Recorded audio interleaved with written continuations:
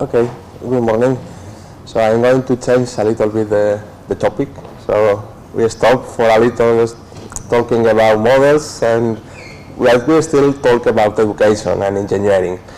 So I'm going to show you what are we doing in our university in Valencia in Spain to try to give to the students an environmental point of view in his studies.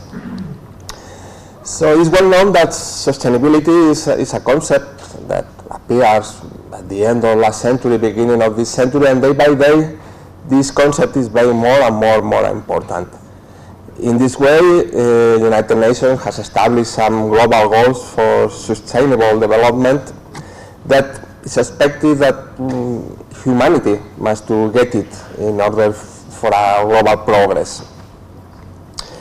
We must to take into account that this concept of sustainability means that society, environment, and of course economy must to be considered as a whole. Recently, a new concept is appearing, the circular economy. This is a theoretical concept that establishes that in a future, let's say, there will be no waste because all the waste will be the raw materials. This is also a necessity for the society, but probably this is not so easy to get. But probably the main problem are not the concepts. Probably the main problem are how we introduce this in education. We, as educators in the university, we must to give these concepts to the students, because the students will be the next leaders of our society. And this sometimes is not so easy. It's not so easy for a practical point of view. We can explain it theoretically what is that concept, but it's not so easy that they apply. So I'd like to show you what we are doing in our university for engineering students, that is using a tool well known in companies, that is the environmental management systems, as a tool to introduce the concept of sustainability, the concept of circular economy in education. Well, first, just reminding what is an environmental management system. Really is the part of the management system of a company that is focused in the environmental politics of the company. Understanding environmental politics as environmental objectives, environmental targets, can be very different. So our idea was to use this concept that probably the engineering students are going to use in the future in the companies. So the idea is to use this tool in the laboratory.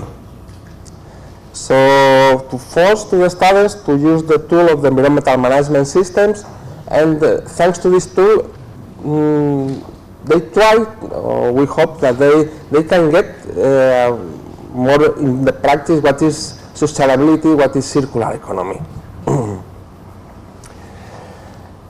In order to implement an environmental management system, there are some steps. The first step is that the company establishes an environmental policy. The second step is that an environmental revision should be made. We must to fix some environmental objectives. We must have some documents and procedures, some instructions. And with all this, we build the environmental management system that will be audited usually by an external company. Okay, this was the concept. So if we apply this concept to the laboratory, first of all, we need the environmental policy. The environmental policy is like, okay, what we want to do about environmental. So it's something quite theoretical.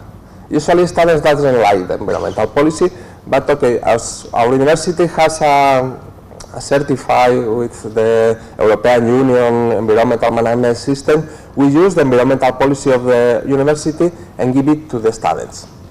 In the beginning they say, okay, that's very interesting, the university wants to be good with the future, wants to have some reduce of CO2, etc., but it's nothing practical. But then start the practice. And the practice starts with the environmental revision.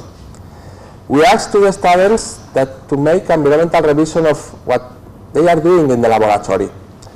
How many reactants they are using, how many wastes they are producing, etc. And according to this, they must to fix some environmental objectives, but realistic environmental objectives. Usually they are more related with generation of waste, for example, in laboratories, of using energy. After that, we need some procedures, some instructions. We have prepared it, so we have this system for 5 years now, and we have prepared at the moment 12 procedures, 7 instructions, related with the management of waste, and with critical analysis of the system.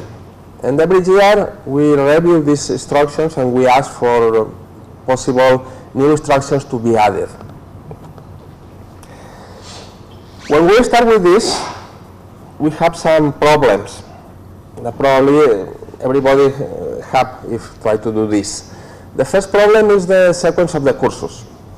So, okay, we are going to talk about environmental science, but maybe the students in the first year, they don't know anything about environmental science.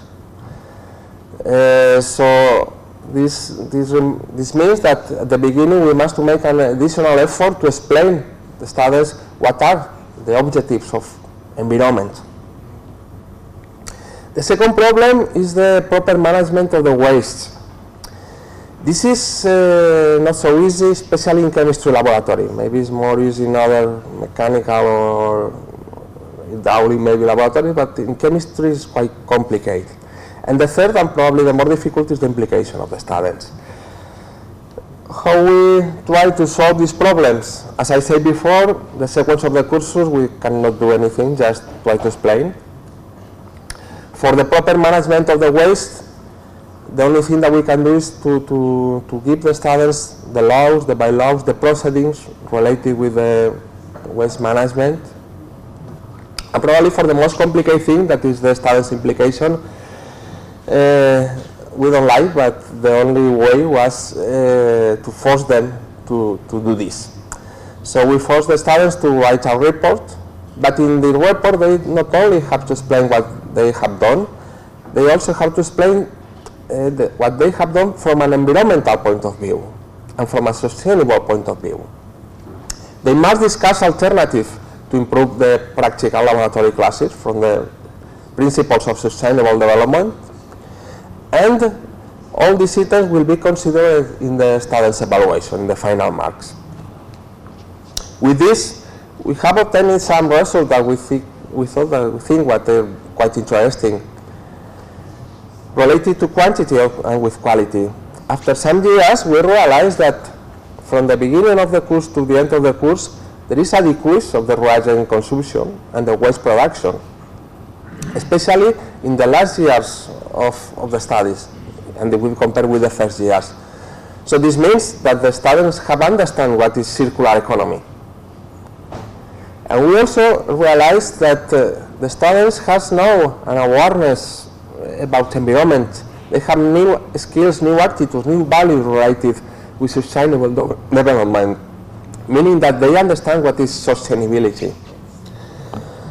So for that reasons, we think that this can be an interesting way to introduce the concepts of sustainability and the concept of circular economy in the engineering students, the use of the environmental management systems.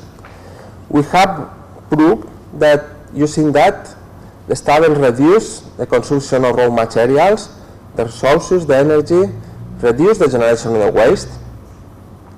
And that is very interesting that they propose at the end some alternatives that sometimes surprise even for people who have been working for many years in the laboratory with that.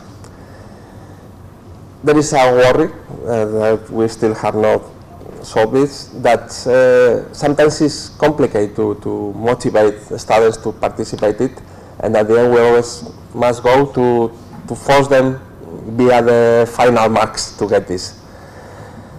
And thanks for your attention.